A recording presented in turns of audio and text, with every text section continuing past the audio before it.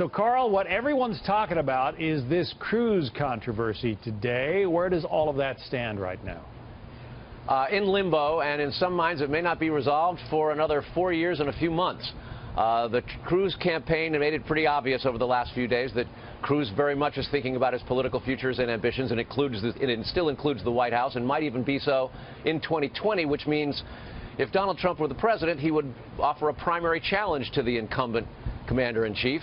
Otherwise, Mr. Cruz is banking on Donald Trump losing. And to give you an idea of how intense this is, some staffers for a former rival for the presidential campaign, not Cruz, not Trump's campaign, obviously, I had a conversation with last night and asked them what they thought about it. And the reference I got was, when Trump loses, Ted Cruz will be blamed. Which is to say, already the potential candidates 4 years from now are thinking that they're going to be beating up Ted Cruz for having undermined the nominee with last night's speech.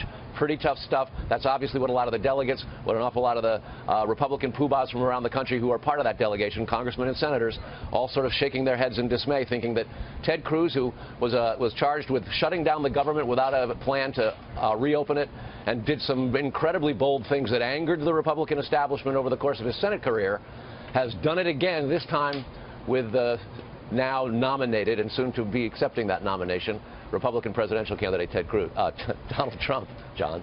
In Cruz's dreams. So tell us about that speech tonight. He will accept the nomination. What do we know about what he's going to say? Well, it's going to be a little bit longer than expected. This is the biggest audience that Donald Trump will ever have until the actual election. They know that this will not just be a national speech, but it'll be looked at very, very intensely globally. He will focus on all of the themes that we've heard thus far this week. There will be contrasts with Hillary Clinton. The Clinton campaign slogan is, I'm with her. Trump tonight will say, I'm with you, referring to the people. He will go in more in depth in terms of fleshing out some of his goals and priorities by really making it specific, saying, here's what my position on trade will mean for you. Here's what my position on Obamacare will mean for you. Here's what my position on global and domestic security will mean for you. There'll be a lot of talk about law and order. And as this speech was being written, and it has been a work in progress now for several weeks, more than a month anyway, some of the folks who've been working on it have suggested that there will be aspects of this that will be so sweeping, that will be so elaborate in the reforms that they're promising and the type of conventions that could be broken. If Donald Trump believes that a current conventional wisdom or a current treaty such as NATO isn't working for the American people as best it should, he's not afraid to take those things on and make changes.